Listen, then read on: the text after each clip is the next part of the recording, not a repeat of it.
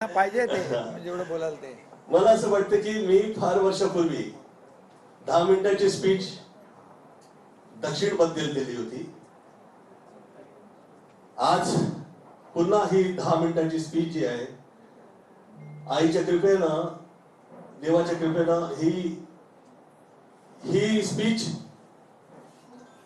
Speech नसून न व्हाता ती सत्य व्हावी अशी मी प्रार्थना करतो.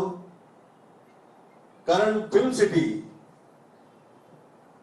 हे जे आर्ट अँड कल्चरची ही जी जागा आहे, ही जगात असल्या स्तरावर जाऊन पोहोचू शकते जी जगातली सगळ्यात, Mumbai is the modern city आणि त्यातली जगातली जास्तीत जास्त मॉडर्न प्लेस जो काही असू शकतो इन फ्युचर, मला असं वाटतं दॅट इज फिल्म सिटी.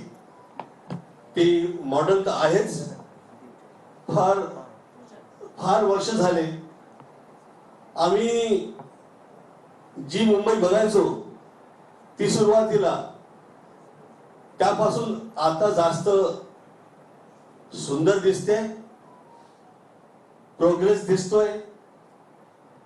आणि हा जो सौंदर्यीकरणचा सब्जेक्ट आहे, हा आदरणीय एकनाथ साहेब आले तेव्हापासून मुंबईमध्ये जास्त हा दिसतोय.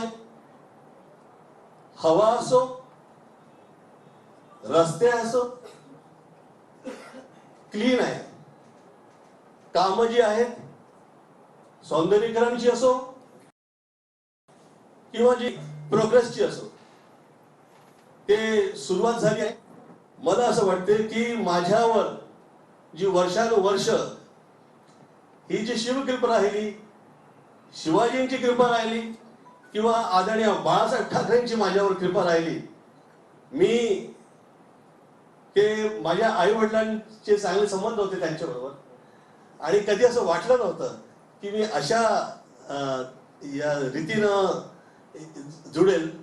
परंतु ही कृपाच आहे.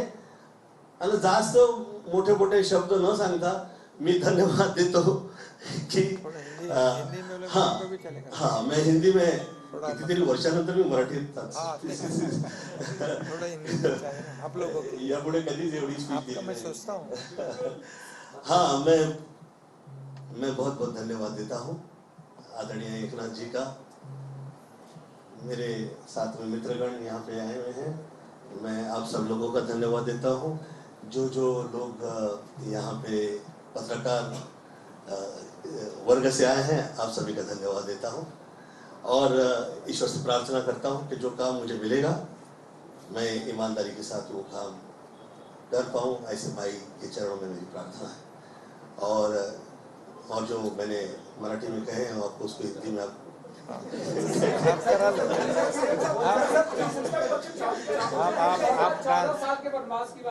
जी, मैं ये कह रहा हूँ कि मैं 2004 से 9 तक में था, फिर मतलब के पॉलिटिक्स में 4 से 9 था और वो 14वीं लोकसभा थी. ये कमाल का इत्तेफाक है. इत्तेफाक नहीं, ये सत्य है, सच कहूँगा कि ये 14वीं लोकसभा थी. उसके 14 वर्ष बाद मैं आज पुनः मैं आया हूँ इस जगह पे. और मैं पुनः आया हूँ यहाँ पे और मैं उम्मीद करता हूँ कि जो आप जो काम कर रहे हैं, चाहे सौंदर्यीकरण के हो, चाहे प्रोग्रेस के हो, चाहे जो इंफ्रास्ट्रक्चर्स के विषय के हो, वो तो हो ही रहे हो, आप सब देख रहे हैं. मुझे ऐसा लगता है कि जो अभी इससे पहले कभी देखा नहीं. जैसे मैं उदाहरण कहूँ, ईश्वर से डर के उदाहरण देना चाहूँगा, क्योंकि जिस वक्त हम प्रार्थना कर रहे होते हैं तो यही प्रार्थना होती है कि किसी की दृष्टि न लगे कि ये जो शहर में जो हम लोग कल्पना किया करते थे, वो कल्पना का सत्य और कई शहर लेके बैठ गए.